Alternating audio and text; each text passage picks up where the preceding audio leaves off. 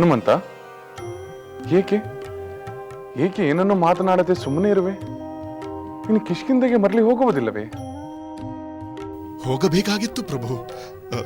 ಆದರೆ ಆದರೆ ಸಂಕೋಚವೇಕೆ ಹನುಮಂತ? ಅದೇನೆಂದು ಹೇಳು. ಮಾತೆ, ನಾನು ನನ್ನ ರಾಜ ಸುಗ್ರೀವನ ಒಪ್ಪಿಗೆ ಪಡೆದಿದ್ದೇನೆ. ಯಾವುದಕ್ಕೆ? ಇನ್ನು ಕೆಲವು ದಿನ ಇಲ್ಲೇ ಇದ್ದು ನಿಮ್ಮ ಸೇವೆ ಮಾಡಲು ಸುಗ್ರೀವನಿಂದ ಅನುಮತಿ ಪಡೆದಿದ್ದೇನೆ ಪ್ರಭು. ನೋಡಿದೆ ಸೀತೆ, ನಾವು ಅಂದುಕೊಂಡಂತೆಯೇ ಆಯ್ತು. ನಾವು ನಿರೀಕ್ಷಿಸಿದ್ದು ಅದನ್ನೇ ಅಲ್ಲವೇ? ಹನುಮಂತನ ನಮ್ಮ ಮೇಲಿನ ಭಾವನೆ ಅವನಲ್ಲೂ ಅದೇ ರೀತಿಯೇ ಇದೆ. ಹೌದು ಸ್ವಾಮಿ, ಹನುಮಂತ ನಿಮ್ಮ ಮಿತ್ರನಿಗಿಂತ ಹೆಚ್ಚಾಗಿ ನಿಮ್ಮ ಭಕ್ತನಾಗಿದ್ದಾನೆ. ಅವನು ಏನು ಕೇಳಿದರೂ ಅದನ್ನು ಕೊಟ್ಟು ಬಿಡುವುದು ಒಳ್ಳೆಯದು. ಅದಕ್ಕೆ ನಾನು ಸಿದ್ಧನಾಗಿದ್ದೇನೆ ದೇವಿ. ಮಾರುತಿ, ಕೇಳು, ಯಾವ ಹಿಂಜರಿಕೆ ಇಲ್ಲದೆ ನಿನಗೇನು ಬೇಕೆಂದು ಕೇಳು. ಪ್ರಭು, ಇನ್ನೂ ಏನಾದರೂ ಬೇಕೆಂದು ಕೇಳಿದರೆ ನನ್ನಂತಹ ಅಜ್ಞಾನಿ ಬೇರಾರೂ ಇರುವುದಿಲ್ಲ. ಹಾಗೆಂದರೇನು ಮಾರುತಿ? ರಾಮಚಂದ್ರ ಪ್ರಭು, ಕೊಡುವುದಾದರೆ ಇದನ್ನು ಕೊಡಿ. ನನ್ನ ಹೃದಯದ ಭಕ್ತಿ ಎಲ್ಲವೂ ಸದಾ ನಿಮ್ಮಲ್ಲಿ ಸ್ಥಿರವಾಗಿರಲಿ. ಕಾಯ ವಾಚ ಮನಸ ನನ್ನಲ್ಲಿ ರಾಮನಾಮ ಸ್ಮರಣೆ ಸದಾ ಸ್ಫುರಣಗೊಳ್ಳುತ್ತಿರಲಿ. ಅದನ್ನು ಬಿಟ್ಟು ನನಗೆ ಬೇರೇನೂ ಬೇಡ. ಆಗಲಿ, ನಿನ್ನ ಇಷ್ಟದಂತೆಯೇ ಆಗಲಿ. ಇನ್ನೇನು ಬೇಕು ಕೇಳು.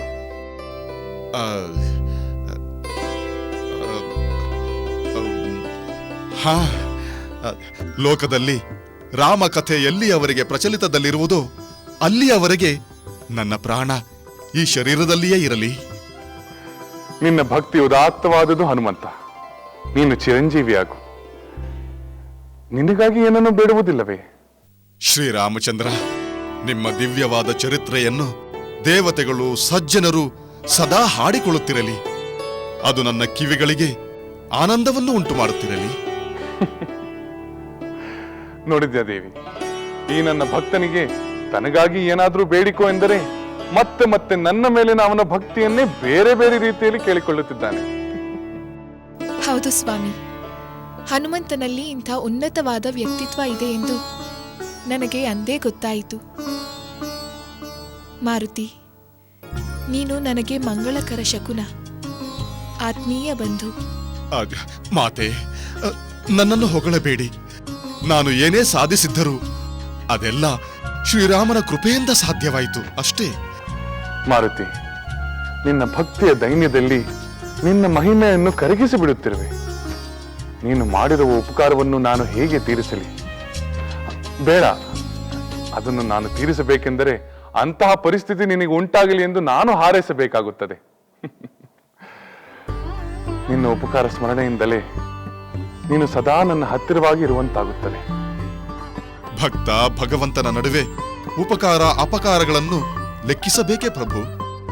ಸೇವೆ ಮಾಡುವುದು ಭಕ್ತನಾದ ನನ್ನ ಕರ್ತವ್ಯ. ಕೃಪೆ ತೋರುವುದು ಭಗವಂತನ ಧರ್ಮ. ಆಹಾ, ಎಂಥ ಘನವಾದ ಮಾತನ್ನು ಹೇಳಿದೆ ಮಾರುತಿ. ನಿನ್ನ ಜೊತೆಗಿರುವುದು ನಮಗೂ ಆನಂದದ ವಿಷಯವೇ. ಹೌದು ಹನುಮಂತ, ನಿನಗೆ ಇಷ್ಟು ಬಂದಷ್ಟು ಕಾಲ ಅಯೋಧ್ಯೆಯಲ್ಲಿರಬಹುದು. ಬೇಕಾದಾಗ ಮತ್ತೆ ಬರಬಹುದು. ಬಯಸಿದಾಗ ಕಿಷ್ಕಿಂದೆಗೂ ಹೋಗಬಹುದು. ಆಹಾ, ಧನ್ಯನಾದೆ ಪ್ರಭು, ಧನ್ಯನಾದೆ ಮಾತೆ.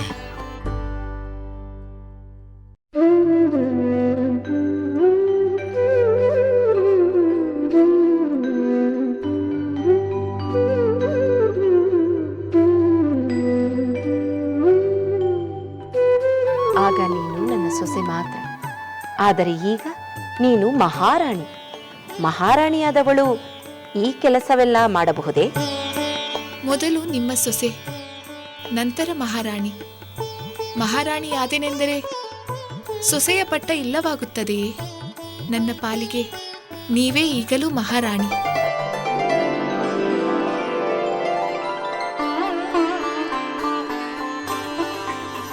ಏಕೆ ಕೌಸಲ್ಯ ಇಷ್ಟೊಂದು ಯೋಚಿಸುತ್ತಿದ್ದಾಳೆ? ಅಂತ ಕಾರಣ ಏನಿರಬಹುದು?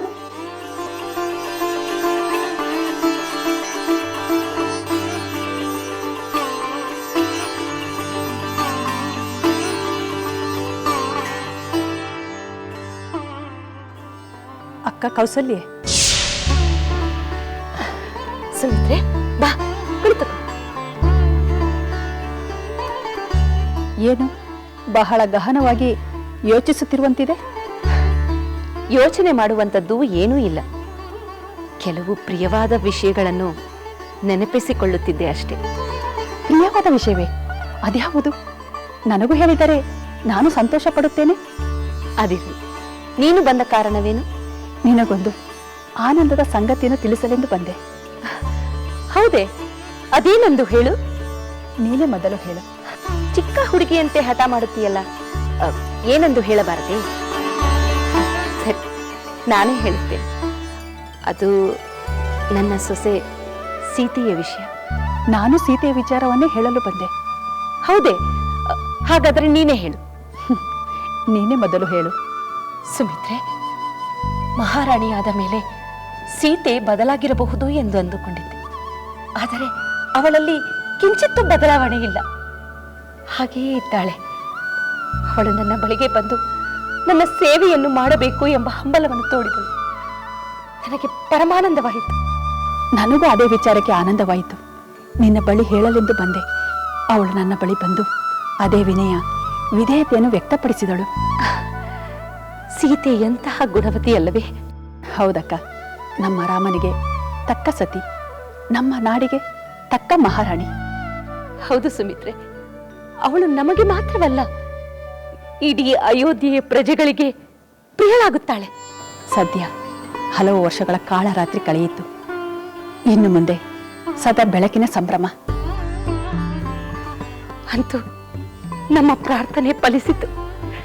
ನಮ್ಮ ಮಕ್ಕಳು ಸದಾ ಸುಖ, ಸಂತೋಷ, ನೆಮ್ಮದಿಯಿಂದ ಬಾಳುವಂತಾಯಿತು. ಹೌದಕ್ಕ, ಇನ್ನು ಮುಂದೆ ನಮಗೆ ಯಾವ ಚಿಂತೆಯೂ ಇಲ್ಲ. ಇನ್ನು ಯಾರ ಭಯವೂ ನಮಗಿಲ್ಲ. ನಿನ್ನ ಮಾತು ಸತ್ಯ. ರಾಮನಿಲ್ಲದ ಬದುಕು ಬೇಡ ಎನಿಸುತ್ತಿತ್ತು. ಆದರೆ ಇಂದು ನಮ್ಮ ಮಕ್ಕಳ ಸುಖ ಸಂತೋಷವನ್ನು ಕಣ್ತುಂಬ ನೋಡಬೇಕು ಎಂಬ ಆಸೆ ಆಗುತ್ತಿದೆ. ಅದಕ್ಕಾಗಿ ಆ ದೇವನಲ್ಲಿ ನನಗೆ ಆಯುಸ್ಸನ್ನು ಕೊಡು ಎಂದು ಕೇಳಬೇಕು ಎನಿಸುತ್ತಿದೆ.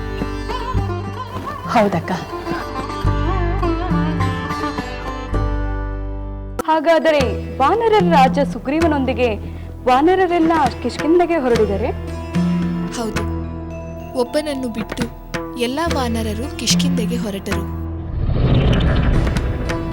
ಒಬ್ಬನನ್ನು ಬಿಟ್ಟು ಎಂದರೆ? ಹನುಮಂತ. ಹನುಮಂತನೊಬ್ಬನೇ ಉಳಿದನೆ? ಎಲ್ಲರಿಗೂ ಇಲ್ಲೇ ಉಳಿಯುವ ಆಸೆ ಇತ್ತು. ಆದರೆ ಕರ್ತವ್ಯವನ್ನು ನೆನಪಿಸಿ ಮಹಾಪ್ರಭುಗಳು ಎಲ್ಲರನ್ನೂ ಕಳಿಸಿಕೊಟ್ಟರು. ಹನುಮಂತನೊಬ್ಬನಿಗೆ ವಿಶೇಷ ಕೃಪೆಯೇ? ಯಾಕಾಗಬಾರದು? ರಾಮಚಂದ್ರನಿಗೆ ಹನುಮಂತ ಅತ್ಯಂತ ಪ್ರಿಯವಾದವನು. ಸೀತೆ, ನೀನು ಕೂಡ ಹನುಮಂತನಿಗೆ ಮುತ್ತಿನ ಹಾರವನ್ನು ನೀಡಿ ಸನ್ಮಾನಿಸಿದೆ. ಏನಾದರೂ ವಿಶೇಷವಿಲ್ಲದೆ ರಾಮಚಂದ್ರ ಹನುಮಂತನ ಮೇಲೆ ಇಷ್ಟೊಂದು ಪ್ರೀತಿ ತೋರಿಸುತ್ತಾನೆಯೇ? ಹನುಮಂತನಲ್ಲಿ ಆ ವಿಶೇಷಗಳೇನೆಂದು ಸೀತೆಯೇ ವಿವರಿಸಬೇಕು. ಹನುಮಂತ ಹಿಮಾಲಯದಿಂದ ಸಂಜೀವಿನಿ ಪರ್ವತವನ್ನು ಹೊತ್ತು ತಂದು ರಾಮ ಲಕ್ಷ್ಮಣರನ್ನು ಉಳಿಸಿದರೆಂದು ನಾನು ಕೇಳಿದ್ದೇನೆ. ಹೌದು ಊರ್ಮಿಳೆ, ಇಂದ್ರಜಿತು ಬಿಟ್ಟ ದಿವ್ಯಾಸ್ತ್ರದಿಂದ ರಾಮ ಲಕ್ಷ್ಮಣರು ನಿಶ್ಚಲರಾಗಿ ಬಿದ್ದಿದ್ದರು. ಇಡೀ ವಾನರ ಸೈನ್ಯವೇ ದುಃಖ ಸಾಗರದಲ್ಲಿ ಮುಳುಗಿತ್ತು. ಅಂಥ ವೇಳೆಯಲ್ಲಿ ಸಂಜೀವಿನಿ ಪರ್ವತವನ್ನೇ ಹೊತ್ತು ತಂದು ರಾಮ ಲಕ್ಷ್ಮಣರ ಜೀವವನ್ನು ಉಳಿಸಿದ. ನಾನು ಅಶೋಕವನದಲ್ಲಿ ರಾವಣನ ಬಂದಿಯಾಗಿದ್ದಾಗ 100 ಯೋಜನ ವಿಸ್ತಾರವಾದ ಸಾಗರವನ್ನು ಹಾರಿ ಬಂದು ನನ್ನನ್ನು ಕಂಡ. ನನ್ನ ಸ್ವಾಮಿಯ ಮುದ್ರೆಯ ಉಂಗುರವನ್ನು ನೀಡಿ ನನ್ನಿಂದ ಚೂಡಾಮಣಿಯನ್ನು ತೆಗೆದುಕೊಂಡು ಹೋದ. ಅದಾದ ಮೇಲೆ ತಾನೇ ಸಮುದ್ರಕ್ಕೆ ಸೇತುವೆ ಕಟ್ಟಿ ಲಂಕೆಗೆ ಹೋಗಿ ಯುದ್ಧ ಮಾಡಲು ಸಾಧ್ಯವಾಗಿತ್ತು. ಯುದ್ಧದಲ್ಲೂ ಹನುಮಂತ ಅಸಮಾನ ಪರಾಕ್ರಮವನ್ನು ತೋರಿಸಿದ. ಅಷ್ಟೊಂದು ಪರಾಕ್ರಮ, ಮಹಿಮೆ, ಶಕ್ತಿ ಹನುಮಂತನಿಗೆ ಬರಲು ಹೇಗೆ ಸಾಧ್ಯ? ನನಗೂ ಅದು ವಿಸ್ಮಯದ ವಿಷಯವಾಗಿತ್ತು. ಪಟ್ಟಾಭಿಷೇಕದ ಸಂದರ್ಭದಲ್ಲಿ ಬಂದಿದ್ದ ಮುನಿಗಳು ಹನುಮಂತನ ಬಾಲ್ಯದ ಮಹಿಮೆಯನ್ನು ತಿಳಿಸಿದರು. ಹೌದೇನು? ಹಾಗಾದರೆ ಅದನ್ನು ನಮಗೂ ಹೇಳು ಸಹೋದರಿ. ಹೇಳುತ್ತೇನೆ, ಖಂಡಿತ ಹೇಳುತ್ತೇನೆ. ಹನುಮಂತ ವಾಯುದೇವನ ಕೃಪೆಯಿಂದ ಅಂಜನೆ ಎಂಬ ವಾನರ ಸ್ತ್ರೀಯಲ್ಲಿ ಜನಿಸಿದವನು. ಅದಕ್ಕೆ ಅವನಿಗೆ ಆಂಜನೇಯ ವಾಯುಪುತ್ರ ಎಂಬ ಹೆಸರುಗಳೂ ಇವೆ. ಅವನು ಬಾಲಕನಾಗಿದ್ದಾಗ ಹಣ್ಣೆಂದು ತಿಳಿದು ಸೂರ್ಯನ ಬಳಿಗೆ ಹೋಗಿ ಹಿಡಿಯಲು ಪ್ರಯತ್ನಿಸಿದನಂತೆ. ಅವನ ಮಹಾವೇಗವನ್ನು ಕಂಡು ದೇವತೆಗಳು ಅಚ್ಚರಿಪಟ್ಟಿದ್ದರಂತೆ. ಹೌದೇ? ಆಮೇಲೆ? ತನ್ನನ್ನು ಹಿಡಿಯಲು ಬಂದ ಹನುಮಂತನನ್ನು ಸೂರ್ಯ ಸುಡಲಿಲ್ಲ. ಆ ಸಮಯದಲ್ಲಿ ಅಲ್ಲಿಗೆ ರಾಹು ಬರಲು ಹನುಮಂತ ಸೂರ್ಯನನ್ನು ಬಿಟ್ಟು ರಾಹುವನ್ನು ಹಿಡಿಯಲು ಹೋದ. ಆಗ ರಾಹು ಇಂದ್ರನ ಮೊರೆ ಹೋದ. ಹನುಮಂತ ಐರಾವತವನ್ನೇ ಹಿಡಿಯಲು ಹೋದ. ಆಗ ಇಂದ್ರ ತನ್ನ ವಜ್ರಾಯುಧದಿಂದ ಮೆಲ್ಲಗೆ ಪ್ರಹರಿಸಿದ. ಅದರಿಂದ ಗಾಯಗೊಂಡ ಹನುಮಂತ ಕೆಳಗೆ ಬಿದ್ದ. ಹೌದೇ? ಮುಂದೇನಾಯಿತು ಸೀತೆ? ಅದರಿಂದ ವಾಯುದೇವ ಕೆರಳಿದ. ಅವನ ಆಕ್ರೋಶಕ್ಕೆ ಇಡೀ ವಾಯು ಸಂಚಾರವೇ ನಿಂತು ಹೋಯಿತು. ಎಲ್ಲೆಲ್ಲೂ ಅಲ್ಲೋಲ ಕಲ್ಲೋಲವಾಯಿತು. ಆಗ ದೇವತೆಗಳು ಬ್ರಹ್ಮನಿಗೆ ಮೊರೆಯಿಟ್ಟರು. ವಾಯುದೇವನನ್ನು ಪ್ರಸನ್ನಗೊಳಿಸಲು ಬ್ರಹ್ಮ ಹನುಮಂತನಿಗೆ ಹಲವು ವರಗಳನ್ನು ಕೊಟ್ಟ. ದೇವತೆಗಳೂ ವರವನ್ನು ಕೊಟ್ಟರು. ಸೂರ್ಯನಿಂದ ಶಾಸ್ತ್ರಜ್ಞಾನವನ್ನು ಪಡೆದ ಯಮ ಮೃತ್ಯುಭಯವನ್ನು ಕಳೆದ. ಶಂಕರ ಅವನಿಗೆ ಆಯುಧಗಳಿಂದ ಸಾವಿಲ್ಲದಂತೆ ವರ ನೀಡಿದ. ಬ್ರಹ್ಮ ದೀರ್ಘಾಯಸ್ಸನ್ನು ನೀಡಿದ. ಬೇಕಾದ ರೂಪವನ್ನು ಧರಿಸುವ ಶಕ್ತಿಯನ್ನು ಕೊಟ್ಟ. ಅವುಗಳನ್ನೆಲ್ಲ ಸರಿಯಾದ ರೀತಿಯಲ್ಲಿ ಬಳಸಿಕೊಂಡು ಹನುಮಂತ ಮಹಾತ್ಮನಾದ. ಆಹಾ, ಅಂತ ಮಹಾತ್ಮನ ಭಕ್ತಿಯನ್ನು ಪಡೆದ ರಾಮಚಂದ್ರರು ಅದೃಷ್ಟವಂತರು. ಸರಿಯಾಗಿ ಹೇಳಿದೆವು. ಅದು ನಮ್ಮ ದೊಡ್ಡ ಭಾಗ್ಯ.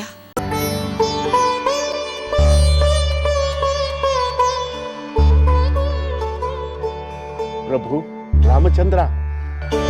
ಮಿತ್ರ ಗುಹ, ಬಂದೆಯಾ? ಪ್ರಭು,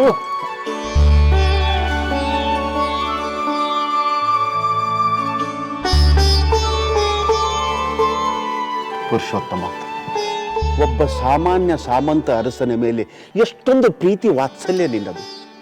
ನಿನ್ನ ಕೃಪೆ ಅಪಾರವಾದದ್ದು ರಾಮಚಂದ್ರ ಪ್ರಭು. ಗುಹ, ನಿರ್ಮಲವಾದ ಪ್ರೀತಿ ಭಕ್ತಿ ಇರುವ ಎಲ್ಲರೂ ನನಗೆ ಪ್ರಾಣ ಮಿತ್ರರೇ. ಅವರ ಆನಂದದಲ್ಲಿ ನಾನು ಆನಂದ ಪಡುತ್ತೇನೆ. ಅಂತಹ ಪ್ರಾಣ ಮಿತ್ರರಲ್ಲಿ ನೀನು ಒಬ್ಬ ಗುಹ. ವನವಾಸಕ್ಕೆ ನಾವು ತೆರಳಿದಾಗ ನೀನು ತೋರಿದ ಪ್ರೀತಿ, ಮಾಡಿದ ಉಪಚಾರ, ಸಹಾಯ ಎಲ್ಲವೂ ಮರೆಯಲಾಗದ ಘಟನೆಗಳು. ನೀನು ಸಾಮಾನ್ಯನಲ್ಲ ಗುಹ, ನನ್ನ ಅತ್ಯಂತ ಗೌರವಾನ್ವಿತ ಅತಿಥಿ. ಇಲ್ಲಿನ ಸತ್ಕಾರದಲ್ಲಿ ನಿನಗೆ ಯಾವ ಕೊರತೆಯೂ ಉಂಟಾಗಲಿಲ್ಲವಷ್ಟೇ? ಇಲ್ಲ ಇಲ್ಲ, ಕೊರತೆಯೇ ರಾಮಚಂದ್ರ ಪ್ರಭುವೆ. ಎಲ್ಲವೂ ಮಿತಿ ಮೀರಿದ ಆದರ ಆತಿಥ್ಯ. ನಾನೇ ಸಂಕೋಚ ಪಡುವಷ್ಟು ಉಪಚಾರ. ನಿಜವಾಗ್ಲೂ ನಾನು ಅದಕ್ಕೆ ಅರ್ಹನೆ ಎಂದು ಕೇಳಿಕೊಳ್ಳುವಂತಾಯಿತು.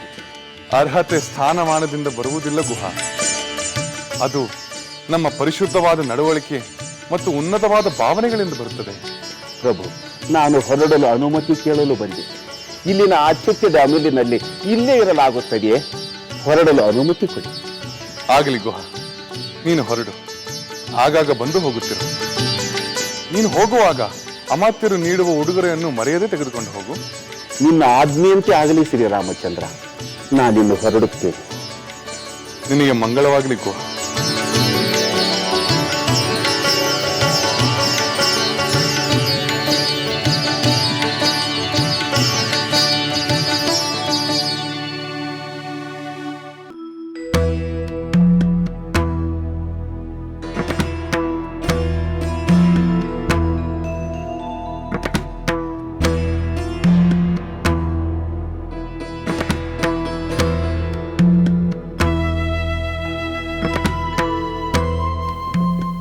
ಮಾಂಡವಿ, ಸೊಸೆಯಾದ ನೀನು ನನ್ನ ಸೇವೆ ಮಾಡುವುದು ಸಹಜ.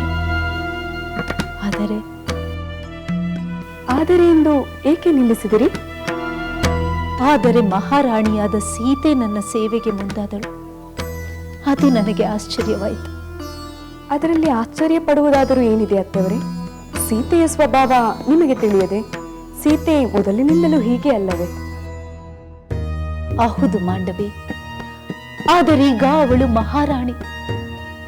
ಅವಳು ಸೇವೆ ಮಾಡಿಸಿಕೊಳ್ಳುವ ಸ್ಥಾನದಲ್ಲಿದ್ದಾಳೆ. ಅವಳಿಗೆ ನನ್ನ ಸೇವೆ ಮಾಡುವ ಅಗತ್ಯವೇನಿದೆ? ಸೊಸೆಯಾಗಿ ನೀನಿರುವಾಗ ತನ್ನ ಅಗತ್ಯ ಏನಿದೆ ಎಂದು ಅವಳು ಯೋಚಿಸಲಿಲ್ಲವಲ್ಲ. ಸೀತೆಗೆ ಎಂದಿಗೂ ಅಂತ ಭಾವನೆ ಬರುವುದಿಲ್ಲ. ರಾಮಚಂದ್ರ ಹೇಗೆ ಎಲ್ಲ ಮಾತೆಯರನ್ನು ಸಮಾನವಾಗಿ ಕಾಣುತ್ತಾನೋ ಹಾಗೆ ಸೀತೆಯೂ ಕೂಡ ಎಲ್ಲ ಅತ್ತೆಯರನ್ನು ಸಮಾನವಾಗಿ ಕಾಣುತ್ತಾಳೆ. ಹೌದು ಮಾಂಡವಿ, ನೀನು ಹೇಳುತ್ತಿರುವುದು ಸರಿ. ಅವಳ ಸ್ವಭಾವ ರಾಮನ ಸ್ವಭಾವ ಎರಡೂ ಒಂದೇ. ಗುರು ಹಿರಿಯರಲ್ಲಿ ಭಕ್ತಿ ಗೌರವ ತೋರುವುದನ್ನು ಅವರನ್ನು ನೋಡಿ ಕಲಿಯಬೇಕು. ಗುರು ಹಿರಿಯರಲ್ಲಿ ಭಕ್ತಿ ಗೌರವ ತೋರುವುದನ್ನು ಅವರನ್ನು ನೋಡಿ ಕಲಿಯಬೇಕು.